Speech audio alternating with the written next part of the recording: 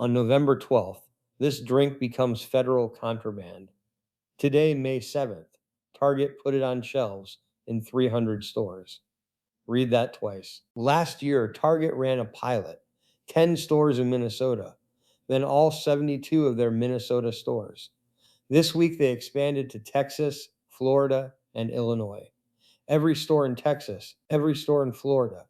Select stores in Illinois because some municipalities there have restricted hemp products. 300 plus locations, the second, third, and sixth most populous states in the country.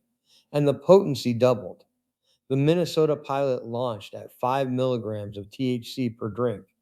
The new rollout goes up to 10, and the shoppers are watching. A poll from a cannabis telehealth platform found that half of cannabis consumers said Target's move makes them more likely to shop there. That is not a small number for a retailer in a tight consumer market. Target ran those numbers. The numbers said stock the cooler. Why does Target care about a market the federal government is about to ban?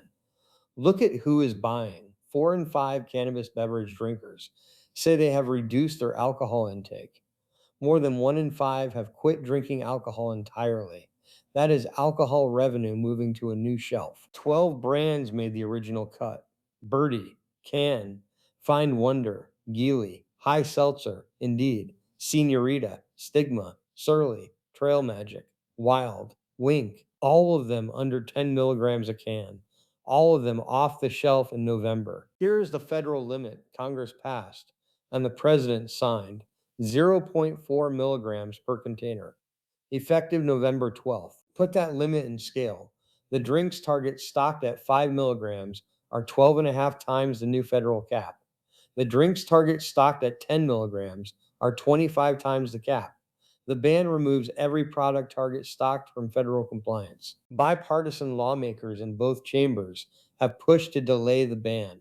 Those efforts have not moved. So Congress voted to recriminalize the product. The president signed it, and the largest retailers in the country are stocking up to sell it for the next 6 months. Here is where it gets interesting. Sources told the trade press that Target plans to mark down its hemp inventory in October if there is no regulatory solution by then. Read that as a hedge. If the ban gets delayed, Target wins. If the ban takes effect, they liquidate at 30% off and call it a fourth quarter promotion. Either way, the downside is contained, and the alcohol industry is watching. The Wine and Spirits Wholesalers of America called out Congress this week for failing to address the hemp ban in the Farm Bill. The trade group representing alcohol distribution is the one asking Congress to delay a hemp ban. That is a tell. Same federal government. While Congress was criminalizing hemp THC drinks at the cooler, the Centers for Medicare and Medicaid Services were finalizing a new coverage rule, a pilot program, up to $500 a year per beneficiary at no charge if their doctor recommends a hemp derived product. Medicaid already covers a CBD drug for severe pediatric epilepsy. The Food and Drug Administration approved it. The states pay for it. And as of this rulemaking cycle, Medicare can authorize coverage of physician recommended hemp products that meet manufacturing standards. So tell me how this reads. One arm of the federal government is making it a crime to sell a hemp drink in a grocery store. Another arm is paying for a hemp product at the pharmacy. And the $28 billion hemp industry is sitting inside that contradiction. The pharmacy door opens, the grocery aisle door closes. Most of those small businesses will not survive the gap. This is what regulatory contradiction looks like in real time. Congress wrote a ban. The Centers for Medicare and Medicaid Services wrote a coverage rule. A Fortune 50 retailer placed a public bet that the ban will not take effect on schedule. And the people running the boards at Home Depot, Amazon, and the veterans of foreign wars are reading the same tea leaves.